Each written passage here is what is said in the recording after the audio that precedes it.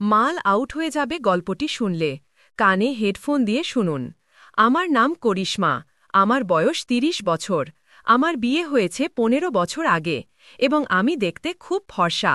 আমার চুল কোমর পর্যন্ত লম্বা। আমি রাস্তার ধারে একটি হোটেল চালাই, যেখানে প্রতিদিন রাস্তা দিয়ে যাওয়া ড্রাইভাররা খাবার খেতে এবং চা পান করতে আসে। আমার হাতের তৈরি ঘরের মতো খাবার সব ড্রাইভারদের খুব পছন্দ হয় এবং তারা সেই খাবারের প্রশংসা করতে ক্লান্ত হয় না। আজ আমি আপনাদের যে গল্প শোনাচ্ছি তা সেই সময়ের যখন বর্ষাকাল ছিল। আমার হোটেলে একটি ট্রাক ড্রাইভার এসেছিল। বাইরে খুব তীব্র বৃষ্টি হচ্ছিল, যার কারণে তার গাড়ি চালাতে সমস্যা হচ্ছিল। সে আমাকে জিজ্ঞাসা করল, আমি কি রাত থাকার জন্য একটি রুম পেতে পারি? আমার কাছে মাত্র ২টি রুম ছিল, যার মধ্যে একটি ইতিমধ্যে ভাড়া দেওয়া ছিল। সেই ড্রাইভার খুব অনুরোধ করতে লাগল, তাই আমি তাকে আমার রুম রাতের জন্য থাকার জন্য দিয়ে দিলাম। আমার বিয়ে হয়েছে ১৫ বছর আগে, কিন্তু এখনও পর্যন্ত আমার কোনো সন্তান নেই। আমার স্বামী নীলেশ খুব শান্ত স্বভাবের ছিল, কিন্তু সে খুব পরিশ্রমী ছিল। আমরা দুজন মিলে আমাদের হোটেল চালাতাম। সকাল থেকে রাত পর্যন্ত আমরা দুজনেই সেখানে কাজ করতাম। আমাদের কাছে তেমন বেশি টাকা ছিল না এবং হোটেল থেকে আয়ও বেশি হতো না। তবুও আমরা বিশ্বাস করতাম যে একদিন প্রচুর টাকা আসবে। যদি আমাদের আগে থেকেই টাকা থাকত, তাহলে আমরা একটি বড় হোটেল খুলে ফেলতাম। বেশিরভাগ ড্রাইভার শুধু চা পান করার জন্য থামত এবং খাবারের মধ্যে আমি রুটি, বাটি, চোখা এবং চাটনি বানাতাম। এটি ছিল আমার মেনু, কিন্তু পাঞ্জাবি ড্রাইভারদের পাঞ্জাবি খাবার খুব পছন্দ ছিল। আমি পাঞ্জাবি এবং চাইনিজ খাবারও বানাতে পারতাম, কিন্তু আমার স্বামী চাইত যে আমাদের হোটেল শুধু বিহার এবং ইউপির খাবার পরিবেশন করুক। কখনো কখনো এমনও হতো যে একটি গ্রাহকও খাবার খেতে আসত না। এমন সময়ে আমার স্বামী পাশের একটি ছোট পুকুরে মাছ ধরতে যেত। সে তার বন্ধুদের সাথে মাছ ধরে এবং সেগুলো বিক্রি করার জন্য মার্কেটে নিয়ে যেত। যখন আমার স্বামী বাড়িতে থাকত না, তখন হোটেলের সব কাজ আমাকেই সামলাতে হতো। এমন সময়ে কিছু গ্রাহক শুধু আমাকে দেখার জন্য হোটেলে আসত। তাদের চা পান করতেও ভালো লাগত না, কিন্তু তারা আমার সাথে কথা বলার জন্য আসত। হোটেলের পিছন দিয়ে একটি হাইওয়ে চলে গেছে, যেখান দিয়ে ট্রাক এবং গাড়ি চলাচল করে।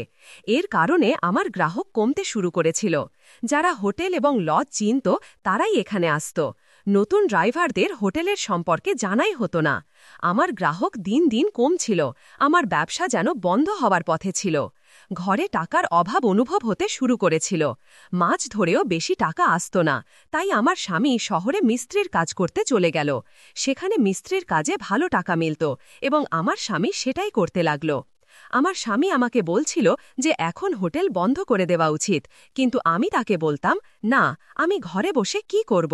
তাই আমি হোটেল ঠিকই চালিয়ে রাখলাম। এখন আমার স্বামী ৮-১০ দিন পর্যন্ত আমার কাছে আসত না। স্বামী দূরে থাকায় তার অভাব আমি খুব অনুভব করতাম। আমরা একে অপরের সাথে কথা পর্যন্ত বলতে পারতাম না। স্বামীর স্মৃতিতে আমি হারিয়ে যেতাম। কখনো ভাবতাম সে আগে কত সুন্দর দেখাতো, কিন্তু এখন তা আর নেই। সে কিছুটা নেশাও করতে শুরু করেছিল। আগে সে এত খুশি মেজাচ্ছিল যে তার হাসি দেখে আমিও ভালো লাগত। তার কাছে মোবাইল ছিল না, তাই যখন সে কাজে চলে যেত, তখন জানা যেত না যে সে কখন গ্রামে ফিরবে। আমরা দুজন কথা পর্যন্ত বলতে পারতাম না। স্বামীর স্মৃতিতে আমি প্রায়ই ডুবে যেতাম। কখনো কখনো সে আমাকে ভালোবেসে বলতো, আমি এখন আর নেশা করব না। তার কথায় আমার রাগও শেষ হয়ে যেত এবং আমি হাসতে শুরু করতাম। আমার কোনো সন্তান ছিল না, যার কারণে আমি খুব দুঃখিত থাকতাম এবং আমার স্বামীরও সন্তানের ইচ্ছা ছিল। স্বামী আমাকে বলতো, আমি তোমাকে সুখ দিতে পারিনি, এবং আমি তাকে বোঝানোর চেষ্টা করতাম যে সব ঠিক হয়ে যাবে। টাকার অভাবে সে প্রায়ই হতাশ হয়ে যেত এবং তার হতাশা আমাকেও দুঃখ দিত, কিন্তু আমি কখনো কোনো জিদ করিনি। একদিন বৃষ্টি হচ্ছিল এবং রাতের সময় ছিল। ঠিক তখন একটি ট্রাক আমার হোটেলের সামনে এসে থামল। আমি হোটেল বন্ধ করতে যাচ্ছিলাম। ঠিক তখন একটি ট্রাক ড্রাইভার এলো। সে টর্চ জেলে হোটেলের দিকে তাকালো এবং আমাকে জিজ্ঞাসা করল, খাবার জন্য কিছু মিলবে? আমি বললাম, হ্যাঁ, আমি এখনই গরম খাবার বানিয়ে দিচ্ছি। প্রথমে আমি তাকে চা বানিয়ে দিলাম, তারপর খাবার বানাতে লাগলাম। ২০ মিনিটের মধ্যে আমি তাকে খাবার পরিবেশন করলাম। সে পেট ভরে খেয়ে এবং বলল, আপনার হাতের খাবার খুব সুস্বাদু। আমি তাকে ধন্যবাদ দিলাম। সে বলল, বৃষ্টি খুব তীব্র, আমি গাড়ি চালাতে পারব না। এখানে থাকার কোনো জায়গা মিলবে? আমার কাছে 2টি রুম ছিল, যার মধ্যে একটি ভাড়া দেওয়া ছিল।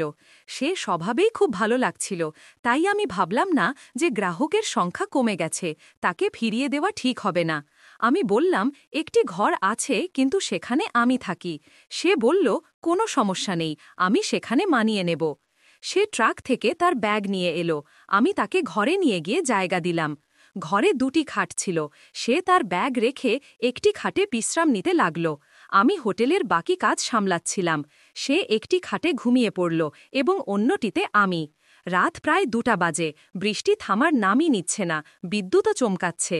আমি দেখলাম সে ঠান্ডায় কাঁপছে। আমার তার ওপর দয়া হলো। আমি আমার একটি চাদর তাকে দিয়ে দিলাম। সে ঘুমিয়েছিল, তাই আমি তাকে জাগালাম না, কিন্তু অনুভব করলাম তার জ্বরও হয়েছে। সম্ভবত সে সম্পূর্ণ ভিজে গিয়েছিল। আমার কাছে কিছু ওষুধ ছিল। আমি তাকে জাগিয়ে বললাম, আপনার তীব্র জ্বর হয়েছে, ঠান্ডা লেগেছে, এই ওষুধগুলো নিন, সকাল পর্যন্ত আরাম পাবেন। সে ওষুধ নিল এবং আমাকে জিজ্ঞাসা করল, আপনি কি এখানে একা থাকেন? আমি বললাম, হ্যাঁ, এই হোটেলটি আমার। আমার স্বামী শহরে কাজ করেন। হাইওয়ে রাস্তা পার হওয়ার পর আমাদের গ্রাহক কমে গেছে। তারপর আমি তাকে বিশ্রাম নিতে বললাম এবং আমিও ঘুমিয়ে পড়লাম। সকাল 5টায় আমার চোখ খুলল। আমি দেখলাম ট্রাক ড্রাইভার সেখানে নেই। বাইরে গিয়ে দেখলাম তবুও সে নেই, কিন্তু সে খাটের ওপর 3000 টাকা রেখে গেছে। আমি ভাবনায় পড়ে গেলাম যে সে না বলে চলে গেছে, অন্তত যাওয়ার সময় বললে ভালো হতো। কিন্তু সেই লোকটি খুবই সৎ ছিল, সে টাকাও রেখে গেছে। না হলে অন্য কেউ হলে হয়তো টাকাও না দিত। তার সততা আমাকে খুব পছন্দ হলো। পরের দিন আমার স্বামী ফিরে এলো। সে 20 দিন ধরে আমার কাছে ছিল না। আমি তাকে জিজ্ঞাসা করলাম, আপনি এতদিন কেন আসেননি, কোথায় গিয়েছিলেন? সে বলতে লাগলো, আমি চেন্নাইতে কাজ করতে গিয়েছিলাম। সেখানে একটি কনস্ট্রাকশন সাইটে কাজ চলছিল।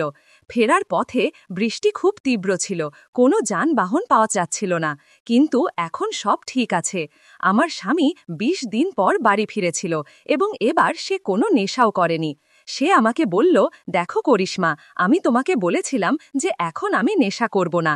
এবার আমি এত পরিশ্রম করেছি যে নেশা করার সময়ই পাইনি। তার এই কথা শুনে আমি খুব ভালো লাগলাম।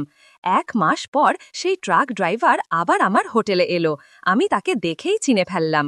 সে হাসতে হাসতে বলল, দ্রুত খানা বানান, আপনার হাতের খানা গতবার খেয়েছিলাম, তার স্মৃতি এখনও তাজা। আমার তার আগে আর কিছু বলতে ভালো লাগলো না, তাই আমি আগে খানা বানিয়ে দিলাম। যখন সে খানা খাচ্ছিল তখন আমি তাকে বললাম, আপনি গতবার এসেছিলেন, বৃষ্টি হচ্ছিল, আপনার ঠান্ডা লেগেছিল এবং জ্বরও হয়েছিল। আমি আপনাকে ওষুধ দিয়েছিলাম, কিন্তু আপনি সকালে উঠে না বলে চলে গিয়েছিলেন। সে বলল, বৃষ্টির কারণে রাস্তা খারাপ ছিল এবং আমার গাড়ি থেকে মাল নামানোর অর্ডার এসেছিল। যদি সময় মতো মাল না নামাতাম তাহলে আমার ওপর জরিমানা লাগত। আপনাকে সকালে জাগাতে ইচ্ছা হলো না, তাই আমি বিল সেখানেই রেখে চলে গিয়েছিলাম। আমি তাকে বললাম, আপনি সত্যিই খুব সৎ। সে জানালো, আমি পাঞ্জাবের বাসিন্দা, আমার 2টি গাড়ি আছে, একটি গাড়ি আমার ছোট ভাই চালায় এবং অন্যটি আমি। তারপর সে বলল, আপনার হাতের খানা এত সুস্বাদু যে আপনার হোটেলটি বড় করা উচিত।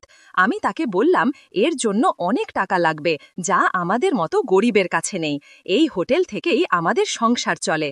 সে যাওয়ার সময়ও 3000 দিয়ে বলল, আমি বিলের হিসাব চাই না, আপনি পরের বার ভালো সেবা দিন।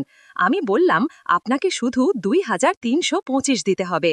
কিন্তু সে হেসে বলল, থাকতে দিন, শুধু পরের বার আরও ভালো খানা খাওয়াবেন। তার কথা বলার ভঙ্গি খুব মিষ্টি ছিল এবং তার সততা আমার হৃদয় জায়গা করে নিয়েছিল। মনে হচ্ছিল সে যেন আমাদেরই কেউ। সে চলে গেল এবং তখনই আমার স্বামী ফিরে এলো। আমি আমার স্বামীকে সেই ড্রাইভার সম্পর্কে সব কথা বললাম এবং এও বললাম যে সে গত মাসে 3000 দিয়েছিল এবং এবারও সে খুশি মনে 3000 দিয়ে গেছে। আমার স্বামীও হেসে বলল, করিশ্মা, তোমার হাতে এমন জাদু আছে যে এই ট্রাক ড্রাইভাররা তোমার খানায় খুব খুশি হয়। সেই ট্রাক ড্রাইভার আমাকে বলেছিল যে এখন 5 দিনের মধ্যে ট্রাক খালি হবে এবং ফেরার পথে ভাড়া পেলে তখন আমি আবার আসব। আমি আমার স্বামীকে বললাম যে সে 5 দিনের মধ্যে ফিরে আসবে। আমি এবং আমার স্বামী আমাদের নিজ নিজ কাজে ব্যস্ত হয়ে পড়লাম। কিন্তু যেমন সে বলেছিল 5 দিন পর সে ফিরে এলো। আমার স্বামীও সেই সময় হোটেলেই ছিল। আমি তাকে দেখে তাড়াতাড়ি আমার স্বামীকে ডাকলাম, জি শুনুন, সেই ট্রাক ড্রাইভার ফিরে এসেছে। আমার স্বামী রান্নাঘরে কাজ করছিল। আমি তাকে বসার জন্য টেবিল সাজালাম। সে খানার অর্ডার দিল এবং আমার স্বামী রান্নাঘর থেকে বেরিয়ে এলো। কিন্তু তাকে দেখে সে কিছুক্ষণ সেখানে তিনি এমনভাবে দাঁড়িয়ে রইলেন যেন তাকে কোনো চিন্তায় ফেলে দেওয়া হয়েছে। আমি আমার স্বামীকে জিজ্ঞাসা করলাম, কি হয়েছে, আপনি তাকে দেখে এমন কেন হয়ে গেলেন? সেই ট্রাক ড্রাইভার তৎক্ষণাৎ উঠে চলে গেল। তখন আমার স্বামী বললেন, তুমি জানো না ওই লোকটি কে? সে কোনো সাধারণ মানুষ নয়। আমি আমার স্বামীকে জিজ্ঞাসা করলাম, শেষ পর্যন্ত কি হয়েছে, আপনি আমাকে স্পষ্ট করে বলুন। তখন তিনি বললেন, আমি আগে ট্রাক ড্রাইভার হিসেবে কাজ করতাম। এও সেই একই ট্রাকে আমার সঙ্গে হেল্পার হিসেবে কাজ করত। কিন্তু একবার যখন আমরা পেট্রোল পাম্পে ঘুমাচ্ছিলাম, ট্রাক চুরি হয়ে গেল এবং আমার ওপর অভিযোগ করল যে আমি মালপত্র সহ ট্রাক চুরি করেছি। আমি কোনো ভুল করিনি, কিন্তু মালিক আমার উপর বিশ্বাস করেনি। আমাকে 1 মাসের জন্য জেলে ঢুকিয়ে দেওয়া হলো এবং আমার থেকে 1 লাখও আদায় করা হলো।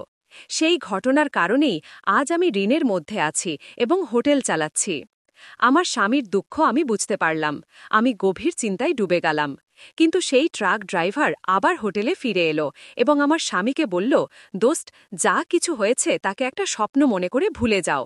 আজ আমি ভালো উপার্জন করছি। তোমার মনে হতে পারে যে আমি মালিককে তোমার সম্পর্কে কিছু বলেছি, কিন্তু আমি তেমন কিছু করিনি। আমি জানতাম যে এই হোটেলটা তোমার এবং তুমি আমার থেকে সাহায্য নেবে না, তাই আমি এইভাবে তোমাকে সাহায্য করার কথা ভেবেছি। সে আমার সামনে আমাকে বলতে লাগল, ভাবি, আপনি ওকে বোঝান। কিন্তু তার কথা শোনার পর আমিও তার কিছু বলার প্রয়োজন বোধ করলাম না।